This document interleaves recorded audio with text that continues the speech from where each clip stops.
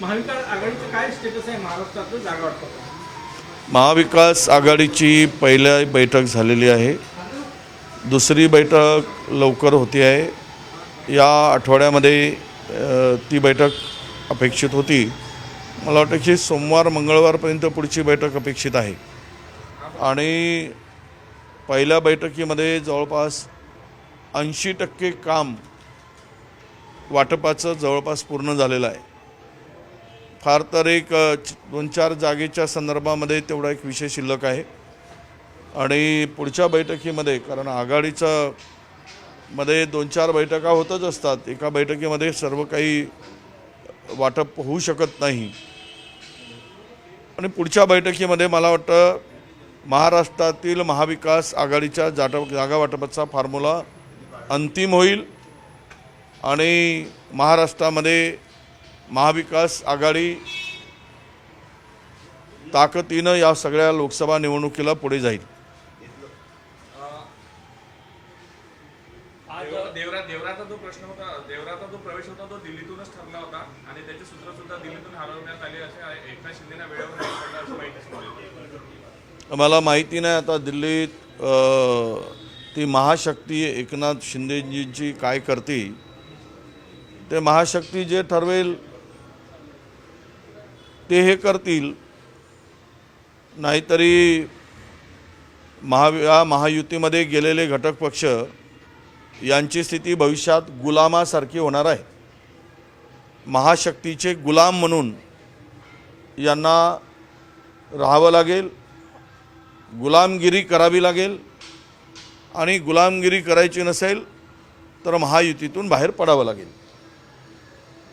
पत्रकार परिषद घेत आहे. अध्यक्षांचा जो निर्णय आला त्याचा विरोध करत आहे. महत्वाची गोष्ट की त्यांच्यासोबत काही वकील देखील त्या पत्रकार परिषदेत नाही. असं आहे, अध्यक्ष नार्वेकरांनी दिलेला निर्णय हा अंतिम नाही आणि दिलेला निर्णय अयोग्य आहे अनेक विधिज्ञाचं मत आहे. त्यांच्या अधिकार क्षेत्राच्या बाहेर जाऊन त्यांनी तो निर्णय दिलेला आहे. सर्वोच्च न्यायालयाने जो व्हीपची निवड अवैध ठरवली त्यालाच त्यांनी व्हीप म्हणून मान्यता दिली. असे अनेक निर्णय आहेत.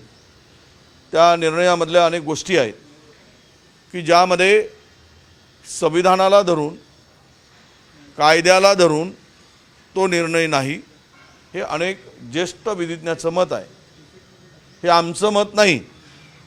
त्यामुळे त्यांच्या निर्णयाला विरोध दर्शवणारी जर भूमिका उद्धवजींनी घेतली असेल तर ती योग्य आहे. आंबेडकरांनी एनडीए सोबत यावं, जर ते आले तर रामदास आठवले म्हटलं की मी त्यांना माझं मंत्रिपद देईन. आता सध्या रामदास आठवले कोणत्या ठिकाणी आहेत हे त्यांना ठाऊक. त्यांची स्थिती सध्या तरी जो घाट बताए वो घाट का पानी पीना, उससे ज़्यादा उनकी स्थिति मुझे नहीं दिखाई देती. भारतीय जनता पक्ष त्यांना जो घाट दाखवेल त्या घाटातलं पाणी पिणं आणि त्या घाटावर बसून राहणं एवढीच त्यांची स्थिती आहे.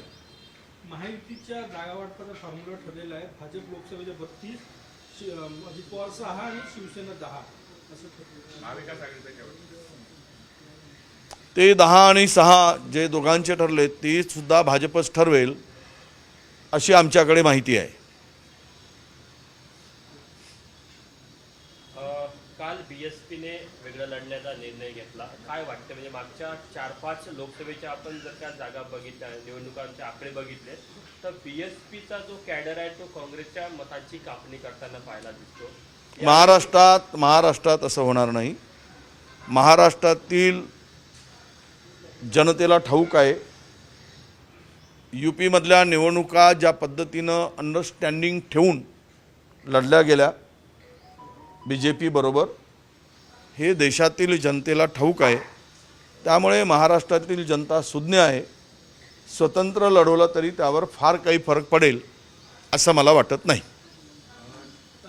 गुलाबराव पाटील म्हटले की अजितदादा आमच्याकडे आले तेव्हापासून आमच्यावर खोक्यांचा आरोप बंद झाला. नाही, आता आरोप आल्यानंतर डबल खोके झाल्यानंतर लोकांना बोलताना त्रास होतो, त्यामुळे डबल खोके बोलताना तोंडाला त्रास का करून घ्यायचा म्हणून लोक बोलायचे थांबलेत. जानकर म्हणतात महाविकास आघाडीने जागा दिल्यात आम्ही तिकडे जाऊ. बच्चू कडू म्हणतात आम्ही गेम करू. तर सदाभाऊ खोत यांनी म्हटलं की मुंगी सुद्धा हत्तीला पराभूत करू शकते. तर महायुतीत नेमकं चाललंय काय असं प्रश्न? सगळे एम्बिशियस लोक आहेत. हाय एम्बिशनवाल्या लोकांचा सत्तेसाठी ज्यांची भूमिका सर्वोच्च आहे, जनतेच्या सेवेपेक्षा सत्तेला महत्त्व देणारी ज्यावेळेस मंडळी एकत्र येतात त्यावेळेस सत्तेला सलाम करणारी माणसं स्थिर राहू शकत नाही.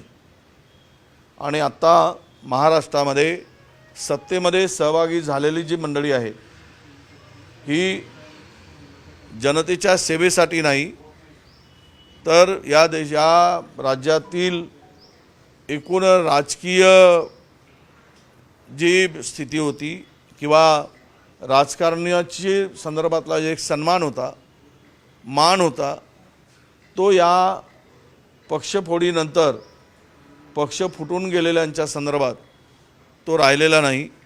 जनसामान्यामध्ये राजकारणाच्या संदर्भात अत्यंत वाईट मेसेज गेलेला आहे. अत्यंत घृणास्पद लोक आमच्याकडे बघतात. यावरूनच यांची एकूण स्थिती कशी होऊ शकेल हे आपण लक्षात घेतलं पाहिजे.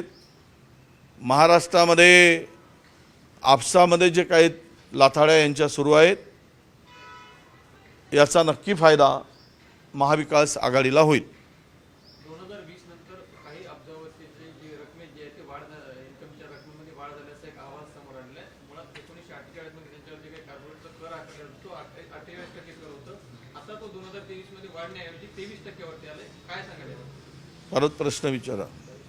5 अब्जावतीची रक्कम जी आहे ती 2020 नंतर दुपटीने वाढल्याचा एक अहवाल समोर आलेला आहे.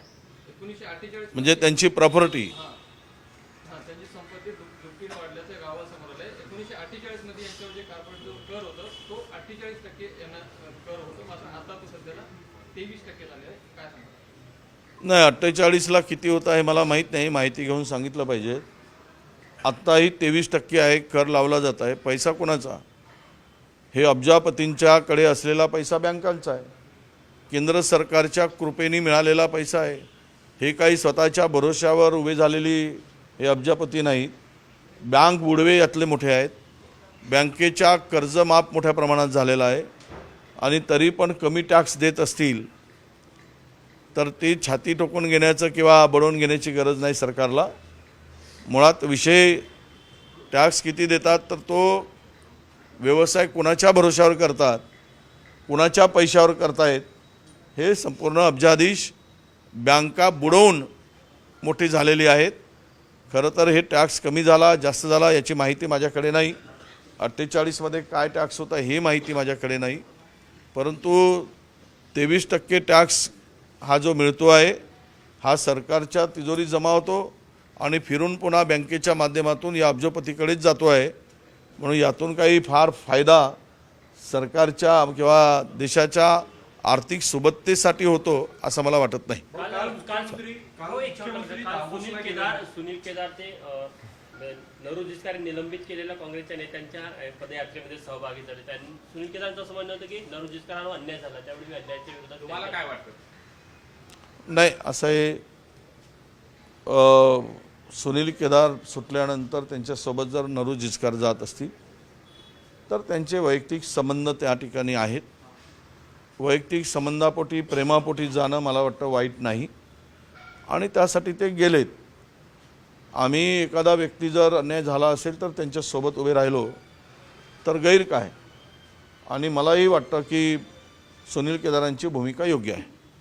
हो, कारण मुख्यमंत्री रात्री दावोसला गेलेला आहे. त्यांचा दावा आहे की मोठी इन्व्हेस्टमेंट ते या दावोसमधून आणणार आहे. तुम्हाला काय? महाराष्ट्र बघेल, खोदा पहाड निखला चुवा. मागच्या वेळेस तसंच झालं. हे आता पहाड खोदायला गेलेत आणि उंदीर आणणार आहेत. ज्याचं नेटवर्थ 5 कोटीचं नाही त्याच्या नावाने हजारो कोटीची गुंतवणूक मागच्या वेळेस दावोसमध्ये दाखवली. ज्या फॉरेन कंपन्या दाखवल्या होत्या त्या इंडियन कंपन्या निघाल्या. ही जगलरी कशासाठी, ही बनवाबनवी कशासाठी, हा बोगसगिरी कशासाठी, महाराष्ट्राच्या जनतेला मूर्ख समजून अशा प्रकारे जर या ही सरकार वागत असेल, चालत असेल आणि हे वराड घेऊन गेलं असेल, सरकारच्या तिजोरीवर डल्ला मारून सरकारच्या तिजोरीला लुटून खर्च करून डावोसची वारी पर्यटन करत असतील तर हे महाराष्ट्राचं दुर्दैव आहे असं मी मानतो।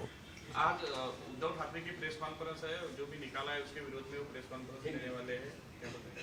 नहीं, निश्चित रूप से जो निकाल आया है वो संवैधानिक नहीं है, संविधान पे आधारित नहीं है, यह ना कानून पे आधारित है, कानून का ना उसमें कुछ प्रावधान है। इस स्थिति में जो निर्णय जो प्रेस और उद्धव जी ले रहे इस निर्णय के खिलाफ में मैं वो समझता हूँ कि उचित है। जो निर्णय लिया गया है वो अपने अधिकार क्षेत्र से बाहर वो निर्णय है, ऐसा ही हम कहेंगे। उन्होंने सुप्रीम कोर्ट सर्वोच्च न्यायालय ने जो बातें कही थी उस बातों को सर्वोच्च न्यायालय से अगर ये बड़े है या न्यायालय का अवमान तो मैं नहीं कहूँगा, पर न्यायालय ने जिस व्हीप को कैंसिल किया था, अवैध बनाया था, उसी को फिर से व्हीप घोषित करना, तो ये सब कानून के ऊपर की बात जो निर्णय में दिखती है उसका निश्चित रूप से जो उद्धव जी आज उसके ऊपर प्रेस कॉन्फ्रेंस ले रहे तो वो सही दिशा में जा रहे, ये मैं मानता हूँ। देश विदेशातील प्रत्येक घडामोडींचे लाईव्ह अपडेट मिळवण्यासाठी आता साम टीव्हीच्या सर्व सोशल मीडिया प्लॅटफॉर्मला लाईक, फॉलो आणि सबस्क्राईब करा। तसंच सर्व नोटिफिकेशनसाठी बेल आयकॉन प्रेस करायला विसरू नका।